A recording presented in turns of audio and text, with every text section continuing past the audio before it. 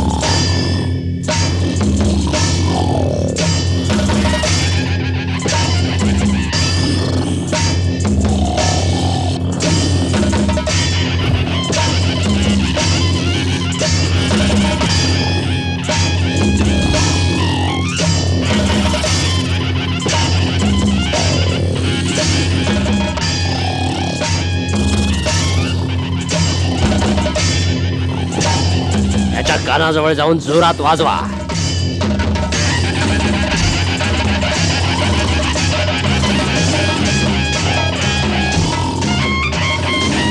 आणखी जोरात।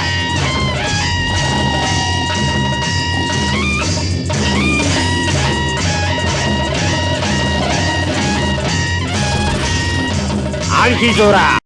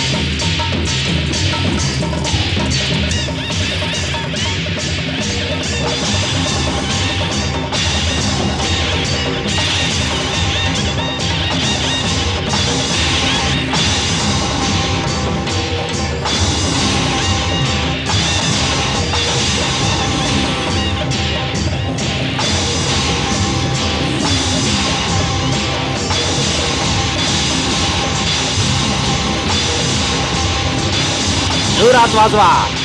आले मारा। नगारे जोरात वाजवा।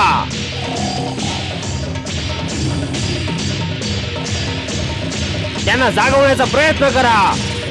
जोरात। आणखी जोरात.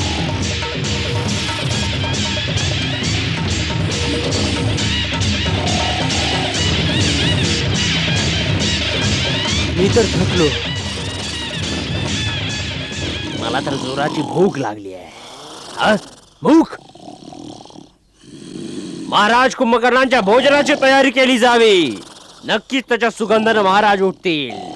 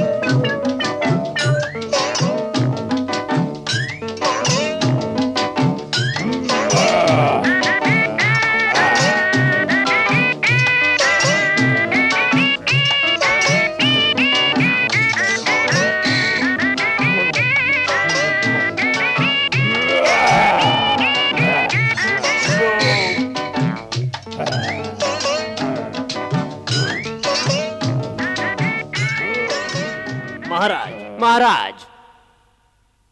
सेनापती विरूपाक्ष, वेळेच्या आधी आम्हाला उठवण्याचे साहस तुम्ही कसे केलेत? लंकाधिपती रावण कुशल तर आहेत. होय छोटे राजे. महाराज रावण सकुशल आपल्या महालात बसलेले आहेत. तर मग काय आहे? लंकेवर तर काही संकट नाही आले. होय, आतापर्यंत तरी लंका पूर्णपणे सुरक्षित आहे. परंतु आता तिची सुरक्षा संकटात आहे. चारही बाजूंनी सुग्रीवाच्या वानर सेनेनं वेढलंय. वानर सेनेने वेढले आहे, परंतु वानरराज वाली बरोबर आपली मित्रता होती. वाली मारला गेलाय. त्याचा छोटा भाऊ सुग्रीव वानर देशात सिंहासनारूढ आहे आणि अयोध्येचे वनवासी राजा रामाच्या सहाय्यासाठी आपल्या वानर सेनेसह लंकेवर हल्ला केलाय. वानरांनी लंकेच्या राजधानीला घेरलंय. परंतु का? अयोध्येच्या रामाला लंकेकडून काय पाहिजे? आपली पत्नी. आपली पत्नी? अर्थात लंकेश्वरांनी त्यांची पत्नी सीतेला पळवून आणलंय. सीतेला पळवून आणले? साक्षात जगदंबेला पळवून आणले? अशी दुर्बुद्धी त्यांच्या मनात कशी उत्पन्न झाली? कोणी त्याला समजावले नाही? होय, आपले छोटे भाऊ विभीषणानं भरलेल्या दरबारात त्यांना ही गोष्ट समजावण्याचं साहस केलं. तर महाराज रावणांनी त्यांना लाथ मारून राज्यातून बाहेर काढलं. काय शत्रू खूप शक्तिशाली आहे? आज रणभूमीत रामानं ना केवळ लंकेश्वरांचा उपहास केला, परंतु घोर अपमान पण केला. निशस्त्र करून हे सांगून सोडून दिलं की जा, आता थकला अशी, मी थकलेल्या निशस्त्र शत्रूवर हल्ला नाही करत. महाराज रावण आपल्या महालात आपली प्रतीक्षा करतायत.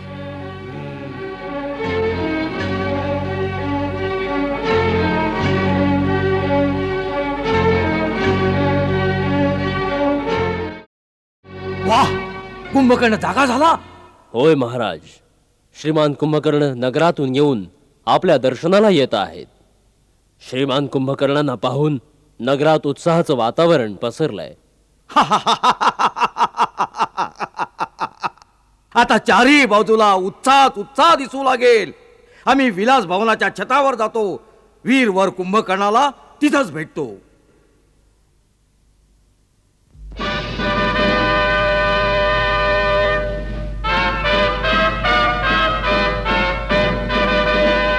दीर्घायु भव.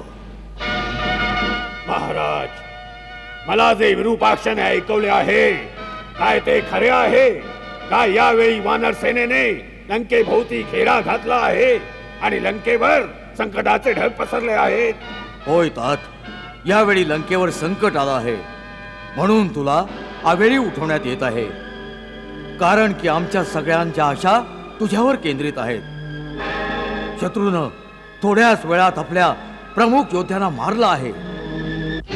जोपर्यंत समुद्राच्या पलीकडून दुसऱ्या ठिकाणाहून आणखी राक्षस योद्धा मदतीस येत नाहीत, तोपर्यंत या उरल्या सुरल्या सेनेसह लंकेचं रक्षण करणं फार कठीण दिसत आहे. लंकेचा कोशही रिकामा होणार आहे. यासाठी तुझं युद्धभूमीवर जाणं अवश्य झालं आहे. इंद्रजित कडून काही नाही झाले.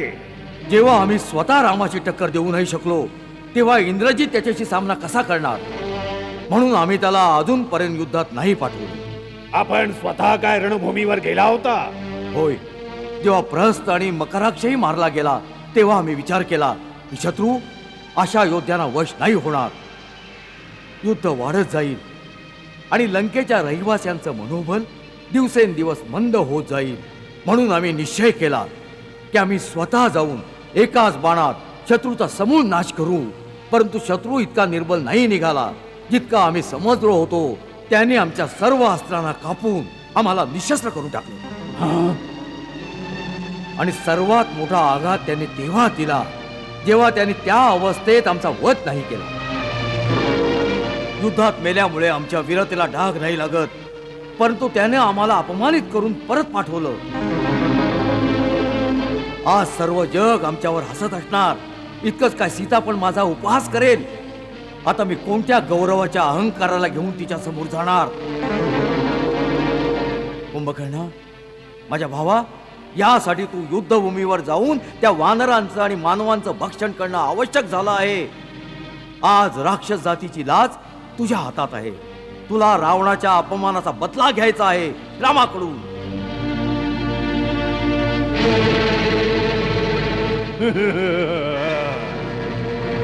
तिन्ही लोकांचा विजेता रावण, ज्याच्या पुढे शस्त्रहीन, श्रीहीन आणि मानहीन होऊन राहिला, त्यावर सुद्धा आपण या गोष्टीवर लक्ष नाही दिलं की वास्तवात श्रीराम कोण आहेत. कुंभकर्ण,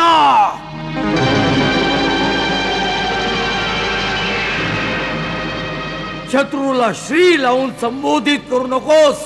महाराज, डोळे मिटून सुद्धा सूर्याचा प्रकाश लोप नाही होत.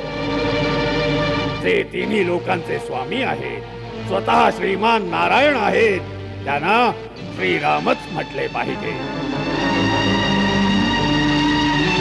दादा, आपण बहुधा हे विसरला आहात की श्रीरामांच्या काही पिढ्या अगोदर इक्ष्वाकू वंशाच्या राजाने आपल्याला शाप दिला होता की जेव्हा स्वतः श्रीमान नारायण आपल्या कुळात अवतार घेतील तेव्हा त्याच नररूपात आपला विनाश करतील.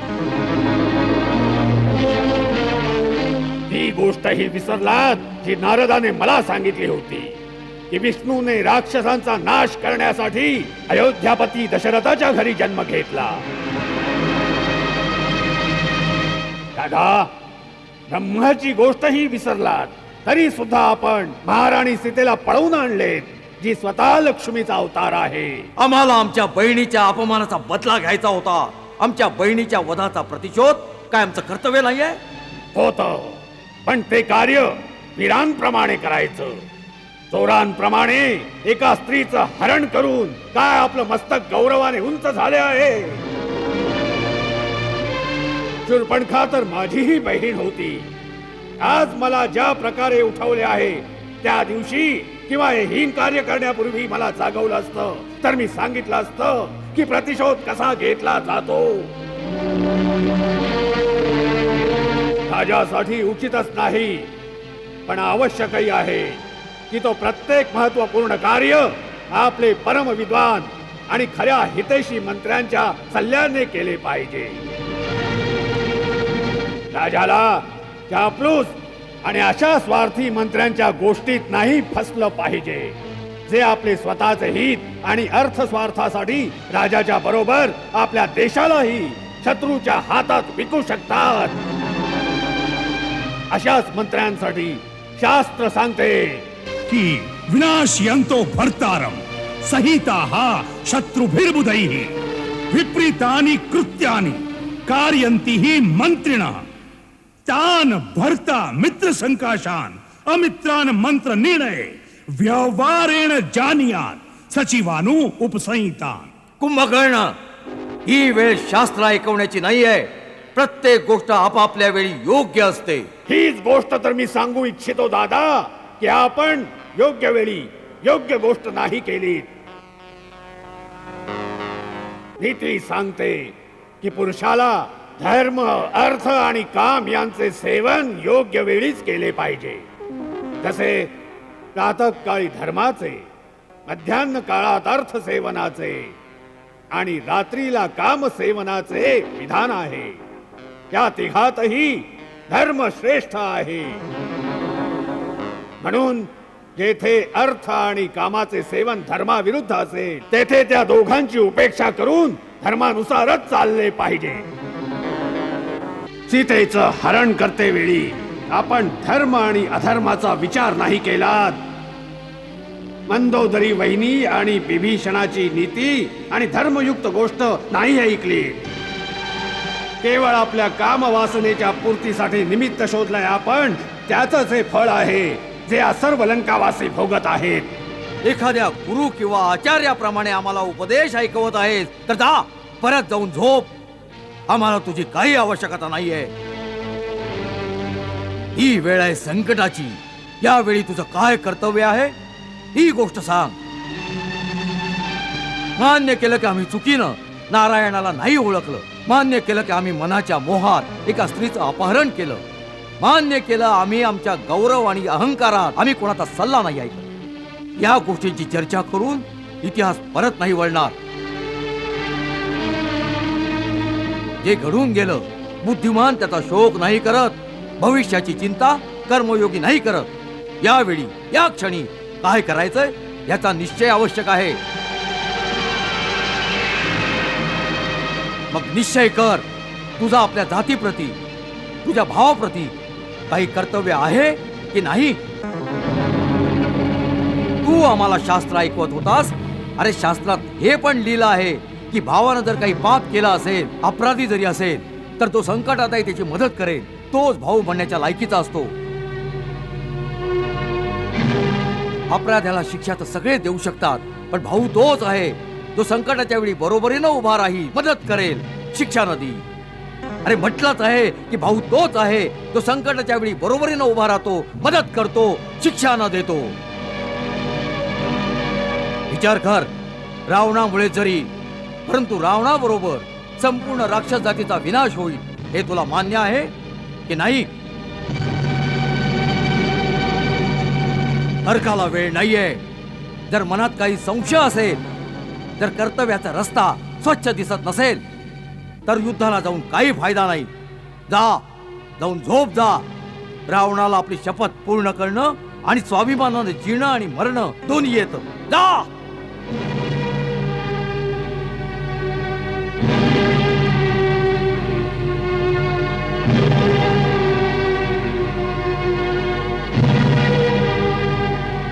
दादा, आपण मला नीट प्रकारे समजला नाहीत.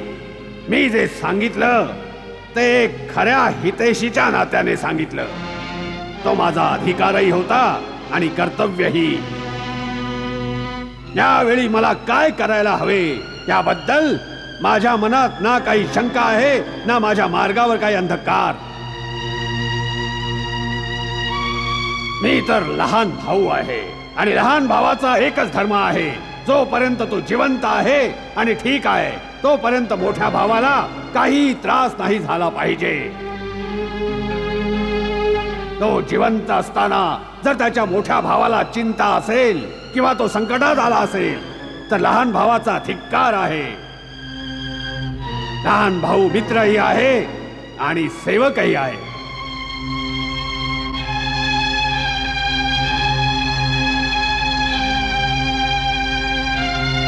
कुंभकर्ण, आम्हाला तुमच्यावर गर्व आहे. तुम्ही राक्षस जातीचं नाक आहात. दादा, आता आपण युद्धाची चिंता विसरून जा. मी आपल्याला वचन देतो की आज सूर्यास्त होण्यापूर्वी त्या वनवासी राजकुमारांची मस्तके लंकेच्या गल्ली बोळामधून चेंडू प्रमाणे पायाने ढकलत घेऊन येईल. त्यामुळे ज्यांचे प्रिय संबंधित या युद्धात मारले गेले आहेत ते पण येऊन त्यांना एक एक ठोकर मारू शकतील. जर मी जिवंत राहिलो तर आज रात्री लंकेत विजयाचा उत्सव होईल. परंतु काय? परंतु दादा, सर्वांची गोष्ट खरी ठरली आणि तो खरोखरच भगवान असेल तरी सुद्धा मी पाठ नाही दाखवणार. आपल्या भावाच्या ऐटीसाठी रणभूमीमध्ये लढत असताना मरून जाईल, हे माझं वचन आहे. मृत्यूचा विचार तरी का मनात आणतोस कुंभकर्ण? तू अवश्य विजयी होशील. आम्ही सेना नायकाला आदेश देतो तुझ्या सोबत जायला चतुरंगी सैन्य तयार ठेव. नाही दादा, मला सेनेची काही आवश्यकता नाही. रणभूमीमध्ये मी एकटाच जाईल. माझ्या हातामध्ये केवळ शिवाचे त्रिशूळ असेल. त्यांची अर्धी सेना तर माझ्या पायाखाली चिरडली जाईल. दादा, मला आज्ञा द्या आणि आशीर्वाद द्या की माझ्यामुळे आपला गौरव आणखी वाढेल. दादा, एक प्रार्थना करू? सांग. जर मी रणभूमीमध्ये मारला गेलो तर समजून घ्या की त्यांना कुणीही नाही जिंकू शकत. तेव्हा श्री रामाला भगवान मानून त्यांची शरणागती पत्करावी. त्यामुळे आपले कुळ समूळ नष्ट होण्यापासून वाचेल आणि आपले राज्य अखंड राहील.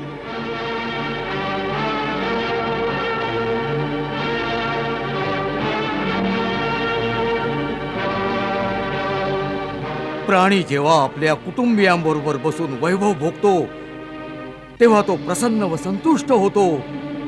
जर तुझ्यासारखा भाऊ नाही राहिला तर तिन्ही लोकींचं साम्राज्य राहण्यासाठी काय कामाचं? भाऊ भावाचे मुलगे आपले मुलगे मारून कसा ऐश्वर भोगू शकेन रावण?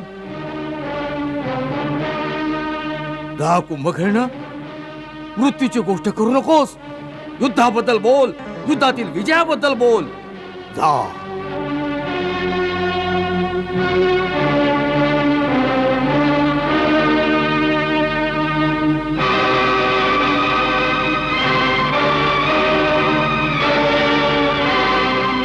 दादा, मला आशीर्वाद द्या.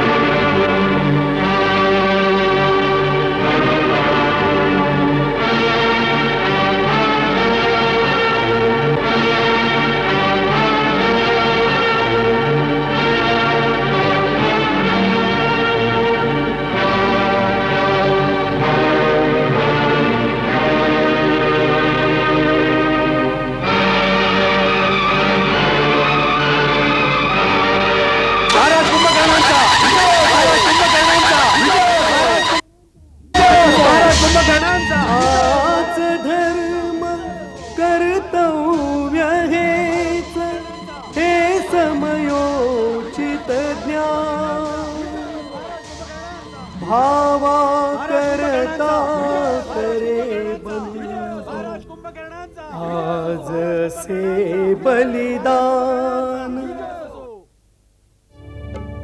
रणभूमी माझी प्रवेशला रण मर्द हा बलदंडसा धरणी अशी कंपित अनपद भार त्याचा साहुनी सेनेत ही हलचल अशी भयभीत पळता सर्वही हा कोण भीषण रौद्रसा अन राक्षसी येई पुढे हा कोण भीषण रौद्रसा अन राक्षसी येई पुढे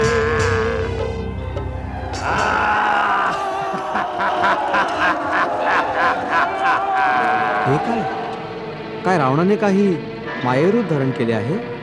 नाही, हा रावण नाही. मग कोण आहे? कुंभकर्ण, रावणाचा लहान भाऊ, माझा अग्रज. म्हणजे हे इतकं विशाल शरीर त्याला वरदानांनी मिळालं होतं? नाही, हा जन्मापासूनच असा आहे. बालपणापासूनच त्याच्यात अतुल बळ होतं. हा एका दिवसात इतकं भोजन खात असे की काही नगरांचे प्राणी एकत्रपणे खाऊ शकत नव्हते. ब्रह्माजींना चिंता होती की हा जर जिवंत राहिला तर सर्व दुनियेतील अन्न संपवून टाकेल. मग नंतर आम्ही तिघांनी मिळून घोर तपस्या करून ब्रह्माजींना प्रसन्न केलं.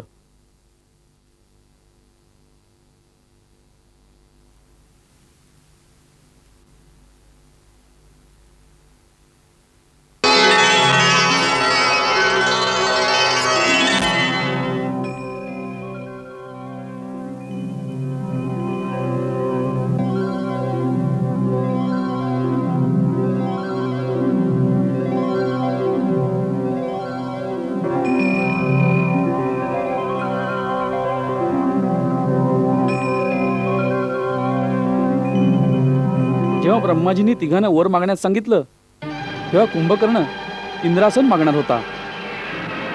इंद्रादी देवता भयभीत झाल्या आणि त्यांनी माता सरस्वतीची मदत मागितली.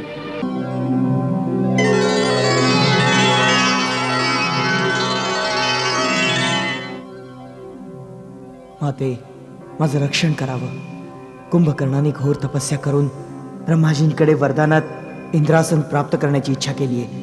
आपण त्याच्या जिभेवर वास करून इंद्रासनाऐवजी निद्रासन म्हणण्याची कृपा करावी. वर मागण्याच्या वेळी देवी सरस्वती त्यांच्या जिभेवर राहिली.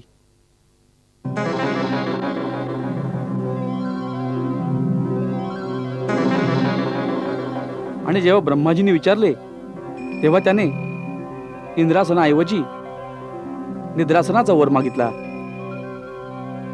पितामह, मला निद्रासन पाहिजे. तथास्तु. वत्सा कुंभकर्णा, आता तू जीवनभर निद्रेच्या आसनावर झोपून राहशील. नाही पितामह, नाही, नाही पितामह. हे देवा, आपण याला जीवन तर दिलं, परंतु हा आशीर्वाद देऊन याचं जीवन मृत्यू समान केलं. जीवनभर निद्रेत राहिला तर जग काय पाहणार, काय भोगणार? अशा जीवनाचा काय अर्थ? पितामह, ज्याला स्वतः जीवन दिलं आहे त्याच्यावर हा अन्याय करू नका. ब्रह्मवाक्य खोटे नाही होणार. तरीही दशानन, तुझ्या बंधुप्रेमाने द्रवित होऊन आम्ही कुंभकर्णाला केवळ 1 दिवस जागण्याचा अवसर देतो. 6 महिन्यांपर्यंत गाढ झोपेत लीन असेल. फक्त 1 दिवसासाठी जागेल आणि परत 6 महिन्यांपर्यंत झोपून जाईल.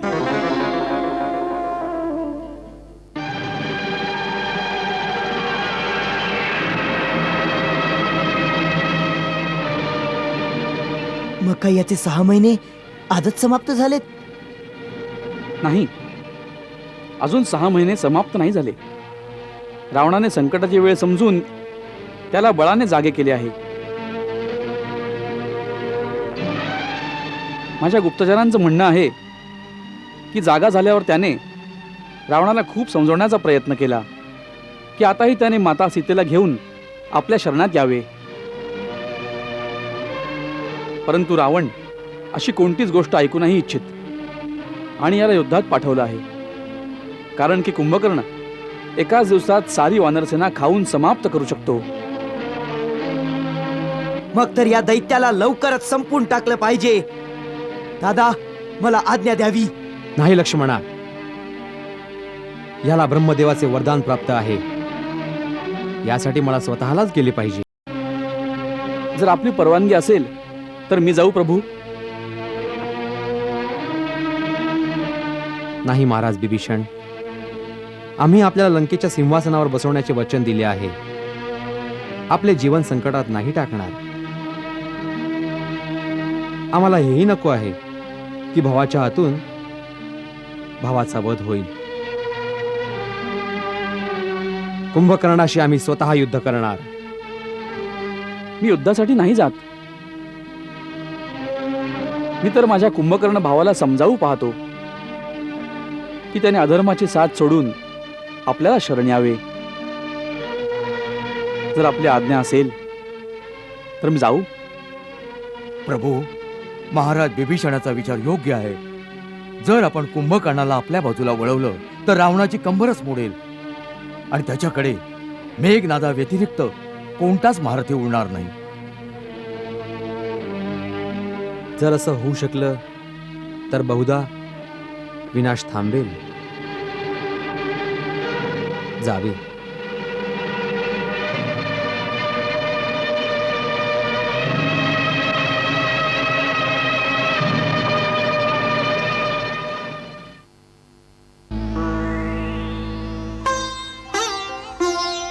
बिभीषण साजाई निज भावाला समजावण्या. हा कुंभकर्ण मोठा ज्ञानी मानेल कदाचित माझे. विभीषण, विभीषण तू? होय दादा, मी. त्या अभिमानाची बुद्धी आज आपला बिभीषण. कुठे घेऊन जाई.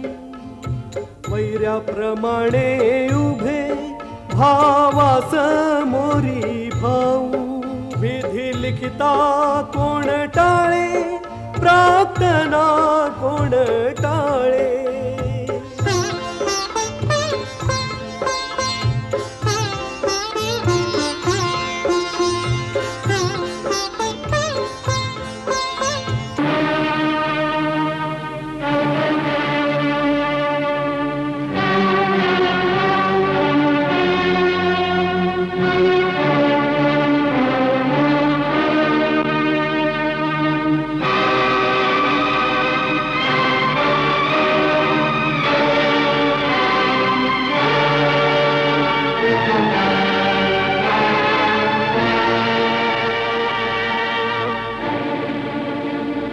तुला काय आशीर्वाद देऊ? चिरंजीव होण्याचे वरदान तर तुला स्वतः ब्रह्मदेवानी दिले आहे. मला इतकंच वरदान दे दादा की मी नेहमी धर्म आणि नीतीच्या मार्गावर चालेन. मी कधी अधर्माच्या मार्गावर नाही जाणार. हे वरदान पण तू ब्रह्मदेवांकडून मिळवलं आहेस. असं वाटत आहे की आता या गोष्टींच्या पडद्यामध्ये तू आपल्या धर्माविरुद्ध कार्याला लपवण्याचा प्रयत्न करीत आहेस. मी कोणतंही कार्य धर्माविरुद्ध नाही केलंय. काय धर्म आहे, काय अधर्म आहे याची व्याख्या देश आणि काळाच्या अनुसार वेगवेगळी असते. नाही, सत्य एकच आहे. ते प्रत्येक ठिकाणी आणि प्रत्येक वेळी एकच असते. सत्यच शाश्वत धर्म आहे, त्यामुळे त्याची व्याख्याही एकच असते. आपल्या पांडित्याने मला आज्ञा नको देऊस बिभीषण. तू चांगल्या प्रकारे जाणतोस की जीवनात अनेक वेळा अशी वेळ येत असते ज्याला धर्म संकटाची वेळ म्हणतात. जेव्हा असा निर्णय करणे कठीण जाते की त्यावेळी प्राण्याचा धर्म काय आहे, काय कर्तव्य आहे, अशाच वेळी प्रत्येक प्राणी आपापल्या संस्काराप्रमाणेच आपला धर्म निश्चित करतो. जसे तू आपला भाऊ, आपले कुळ आणि आपला देश त्याग करण्याचा आपला धर्म समजलास आणि मी भाऊ, कुळ आणि देशासाठी आपले प्राण अर्पण करण्याचा आपला धर्म समजला आहे. मी माझ्या भावाला नाही सोडलं. मला माझ्या भावानं भरलेल्या सभेत ठोकर मारून अपमानित करून हकललंय. मी त्यांच्या आणि त्यांच्या कुळाच्या हिताची गोष्ट समजावत होतो की परस्त्री पळवणं आपलं काम नाही. म्हणून श्रीरामाशी विरोध सोडून देवी सीतेला परत करा आणि आपल्या कुळाची व जनतेचे रक्षण कर. मी त्यांना अधर्माच्या मार्गापासून दूर करत होतो, परंतु कामवश त्यांना अधर्मच प्रिय होता. त्यात माझा काय दोष?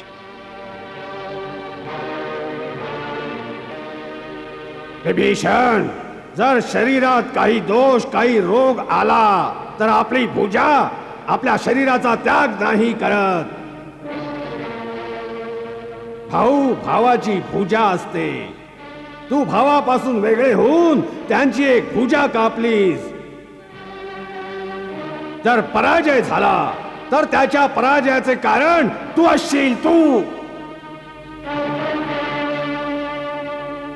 नाही, मी त्यांच्या पराजयाची नाही, त्यांच्या विजयाची गोष्ट समजावत होतो. मी त्यांच्यासमोर सुमती, सन्मार्ग आणि श्रीरामाशी तहाचा प्रस्ताव घेऊन आलो होतो. मी यावेळी हा प्रस्ताव आपल्या समोरही घेऊन आलो आहे. दादा, लंकेचं जे राज्य श्रीरामांनी मला प्रदान केलं आहे ते राज्य मला नको आहे. ते राज्य मी आपल्याला समर्पण करतो. परंतु आपण हा संहार थांबवावा, कारण यामुळे सर्व राक्षस जातीचा संहार होईल. याचं कारण आहे महाराज रावणाचं वाईट वर्तन. आपण या दुर्वर्तनाशी सहमत नाही ना? बोला. हो, मी त्याच्याशी सहमत नाहीये. तर मग आपण आमच्याकडे यावे. दुष्कर्म दुर्वर्तनासाठी आपल्या भावाला दंड देणे अधर्म नाही. जर यावेळी आपण त्यांची साथ सोडून दिलीत, जे शक्य आहे, तर ते स्वतःच सरळ मार्गावर येतील. दादा, यावेळी हाच आपला धर्म आहे.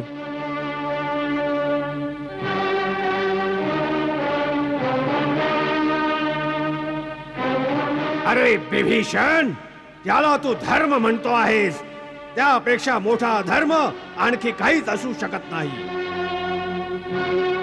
येणारी पिढी तुला कितीही मोठा धर्मात्मा आणि रामभक्त का ना मानोत, परंतु आपला देश, आपलं कुळ, आपल्या घराशी विश्वासघात केल्यामुळे कधीही सन्मानाच्या दृष्टीने नाही पाहिले जाणार तुला. अरे, ज्यांच्याशी मित्रता केली आहेस त्यांच्या आचरणापासून काही शिकला असतास. भावासाठी भरताचा त्याग पाहिला असतास. भावासाठी लक्ष्मणाची सेवा आणि समर्पणातून शिकला असतास तर तू आपल्या चारित्र्यावर असा कलंक नसता लावलास विभीषण.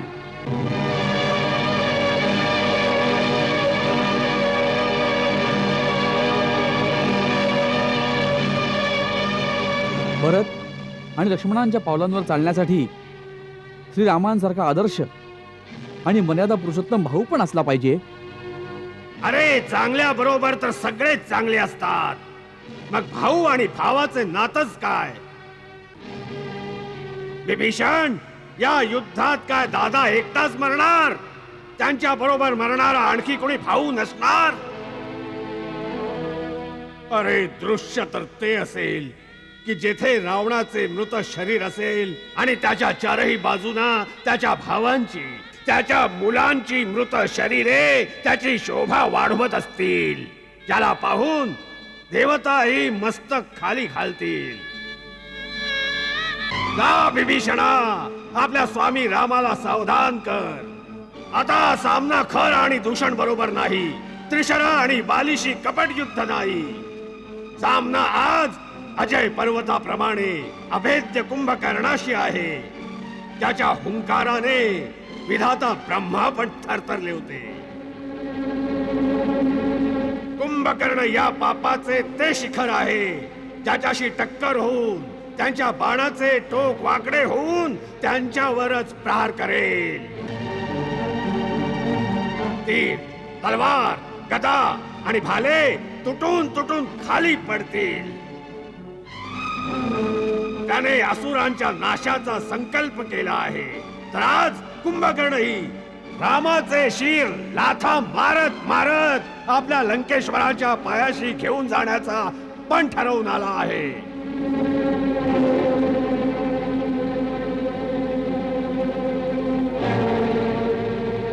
जा जा माझ्या भावा, तू निशस्त्र माझ्या समोर नको उभा राहूस. मला आपला परका नाही दिसत. आता माझा क्रोधावर ताबा राहिलेला नाहीये. आता यावेळी मरण माझ्या डोक्यावर तांडव करीत आहे. मरणे आणि मारण्याशिवाय काही सुचत नाहीये. जा चालता हो आपल्या स्वामीकडून तू युद्ध कर. आपला राजा आपल्या भावासाठी मी युद्ध करेन. त्यावेळेस हाच आपला धर्म आहे, हेच आपलं कर्तव्य आहे, हेच आपलं ध्येय आहे. जा माझ्या भावा, माझ्या मित्रा, माझा शत्रू, जा.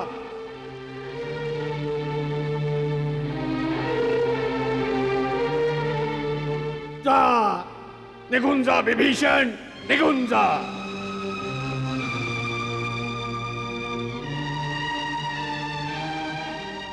जा निघून जा विभीषण, निघून जा.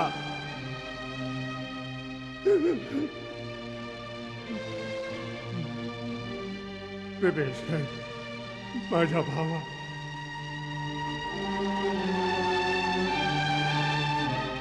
जर आमचं सर्वांचं मरण ठरलेलंच आहे तर विशुवा वंशाच्या विनाशानंतर आमच्या सर्वांचे क्रियाकर्म शास्त्रोक्त रीतीने करून आपल्या कर्तव्याचे पालनही कर, कारण तू एकटाच वाचणार आहेस. टाटा तुट भावांची होई, या परता आघातच नाही. परधर्मासाठी प्राणच जाई, या परते सौभाग्यच नाही. रणी भविष्य अनिश्चित आहे, जगणे मरणे दैवाधीन आहे. भाळी लिखित काय कुणाच्या, काही कसे कुणा ज्ञातच नाही.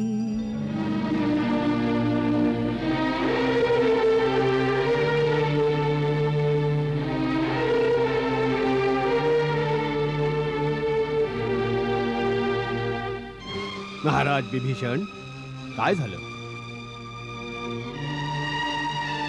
कुंभकर्णाने नाही ऐकलं. त्याला आपल्या कुळाच्या प्रतिष्ठेचा खूप अभिमान आहे.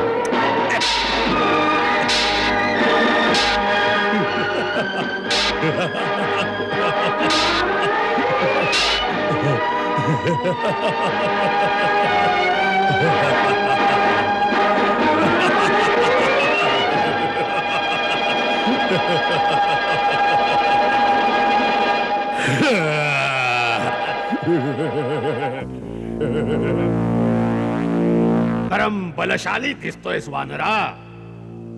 कोण आहेस तू? राजा सुग्रीव का त्याचा पुत्र? का तोच आहेस ज्याने आमच्या लंका नगरीला आग लावली होती? या तिघांपैकी कोण आहेस तू? माझ्या हातून मरण्याआधी आपलं आणि आपल्या पित्याचे नाव सांग. माझ्या वडिलांचं नाव ऐकशील तू तर हे अहंकारानं उंच झालेलं मस्तक लज्जेनं खाली झुकेल. ज्या महाराज बालीनं तुझ्या मोठ्या भावाला महापराक्रमी रावणाला आपल्या शेपटीत बांधून ठेवलं होतं, मी त्या महाबलीचा मुलगा अंगद आहे.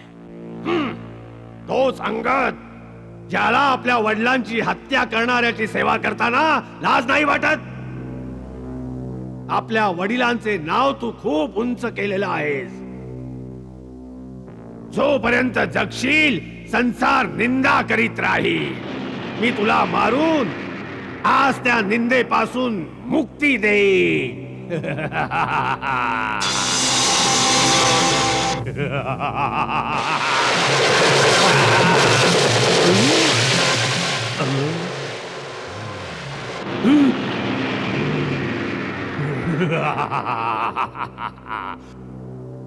दोन योद्ध्यांच्या मध्ये येणारा तू कोण आहेस? हा वानर साम्राज्याचा युवराज अंगद आहे. त्याचे रक्षण करणे माझे कर्तव्य आहे. तू राजा सुग्रीव आहेस? नाही, माझं नाव हनुमान आहे. हनुमान तर तूच आहेस लंकेचा नाश करणारा. आज कुंभकर्ण तुझ्या सेवेचे पारितोषिक तुला देईल. पारितोषिक तर तेव्हा देशील जेव्हा माझ्या हातून जिवंत राहशील.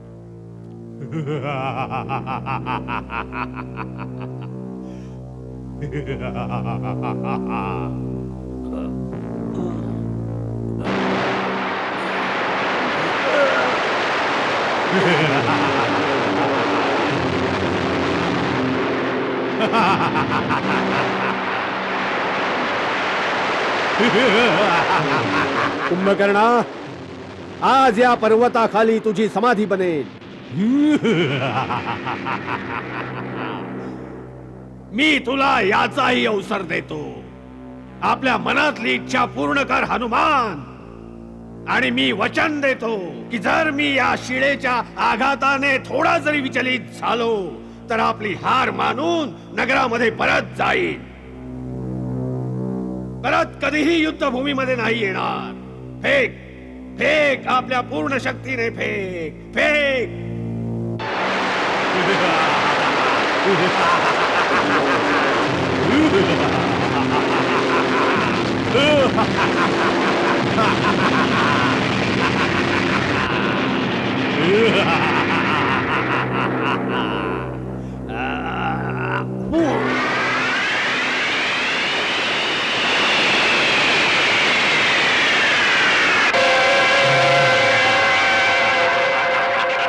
मी तुझ्या साहसाची प्रशंसा करतो म्हणून तुला जिवंत सोडून देतो. आता जर तुझी कोणतीही इच्छा उरली नसेल तर जा जा आणि आपल्या स्वामी राम लक्ष्मणाला सांग अजूनपर्यंत तोंड लपवून का बसले आहे. कुंभकर्ण त्यांना युद्धासाठी ललकारत आहे. मैदानात यावे. दादा, ही ललकार मला सहन नाही होते. मला आज्ञा द्यावी. हा आपल्या सर्व सेनेचा नाश करून टाकेल. जा लक्ष्मणा.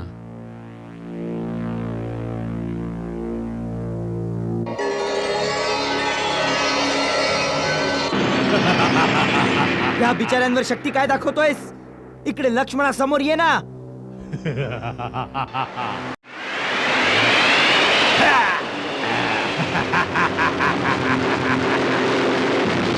लक्ष्मण एकटा झाला आहे.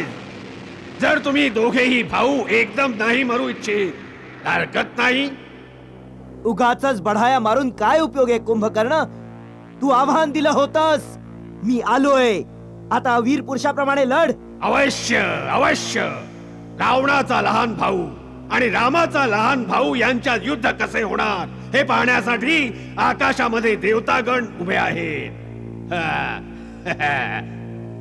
लक्ष्मण, आमची बहीण शूर्पणखा निरपराध होती. तू ज्या हाताने तिचे नाक कापले होतेस, आज मी त्या हाताना कापून जमिनीवर फेकून देईन, तेव्हा माझ्या मनाला शांती मिळेल.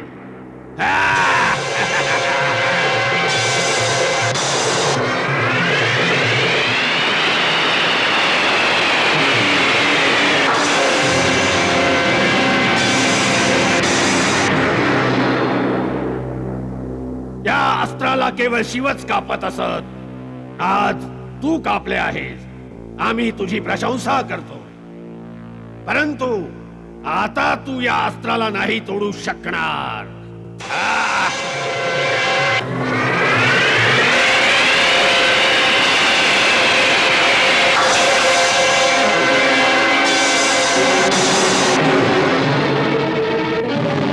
तर घे आता प्रत्यक्ष शिवाचे अमोघ त्रिशूळ.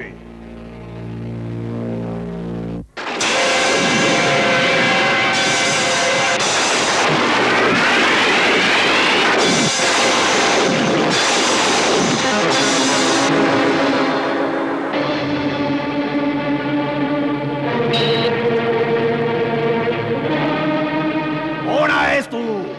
मी आहे वानरराज सुग्रीव, तुझा काळ. बरं झालं तू माझ्या हाती आलास.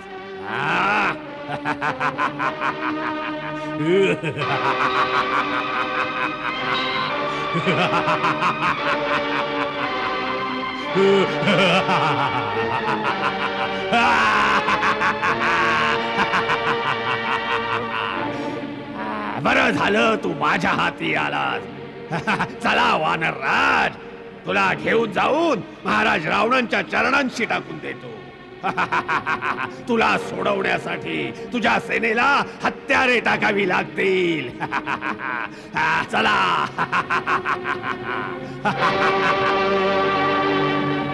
प्रभो, कुंभकर्ण जर महाराज सुग्रीवला लंकेत घेऊन गेला तर सर्व वानरसेना आपल्या राजाशिवाय हताश होईल.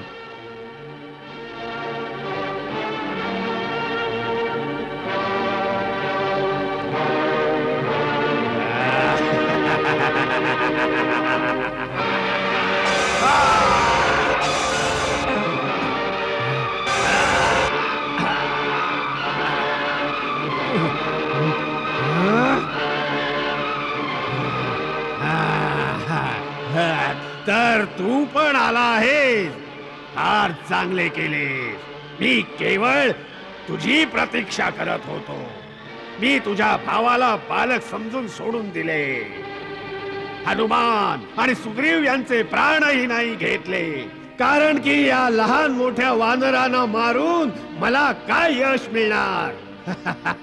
मी केवळ तुझ्या प्रतीक्षेमध्ये अजूनपर्यंत फिरत होतो, परत परत आव्हान देत होतो, कारण की ते ऐकून कदाचित तुझ्या अंगामध्ये क्षत्रिय रक्त उसळेल आणि तू त्या प्रकारे माझ्या समोर येशील. जसे यमाने बोलावल्यावर जीवात्मा शरीरातून बाहेर येतो, हे समजून घे की तू स्वतःच्या पायाने चालत मृत्यू देवतेसमोर आला आहेस. मी मृत्यूच्या देवतेला प्रत्यक्ष पाहत आहे, जे या प्रतीक्षेत उभे आहेत की केव्हा माझ्या बाणाने तुझे मस्तक कापेल आणि ते तुझ्या प्राणाला घेऊन यमलोकात जातील. याचा निर्णय तर आताच होईल की कोण यमपुरीत जाईल. याचा निर्णय तर तेव्हाच झाला होता जेव्हा तू बिभीषणाचा सल्ला झुगारून दिलास आणि आम्हाला शरण येण्याचे नाही स्वीकारलेस. आम्ही तेव्हाच समजलो होतो की तुझ्या पापाचं फळ अजून बाकी आहे. त्याच कारणामुळे तू मुक्तीच्या दारापर्यंत येऊनही मृत्यूच्या दाराकडे गेलास. मृत्यूचे द्वार पाहायचे आहे तर हे घे.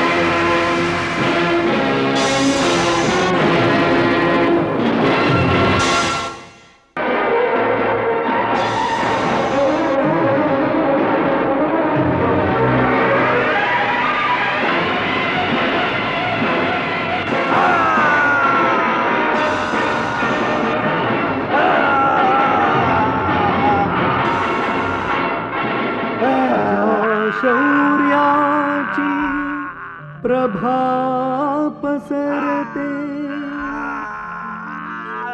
बाण भुजाना विदीर्ण करती, कापून टाके हातच त्याचे, अस्त्राना धरती हात जयाचे.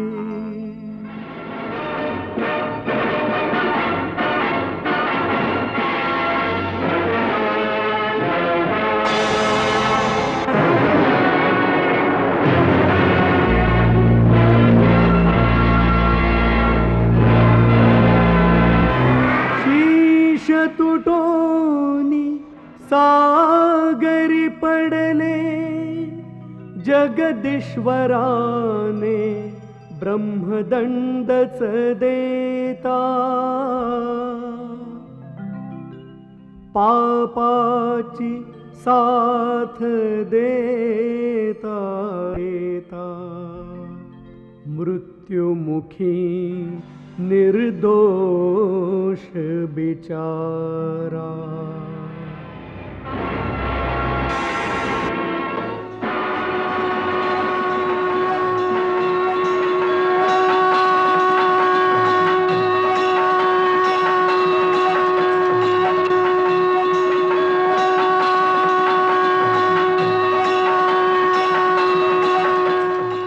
राम समर्थक राम भक्त, तन मन राम सुगंध, रुद्ध होतसे कंठ हा, रक्ताचा संबंध.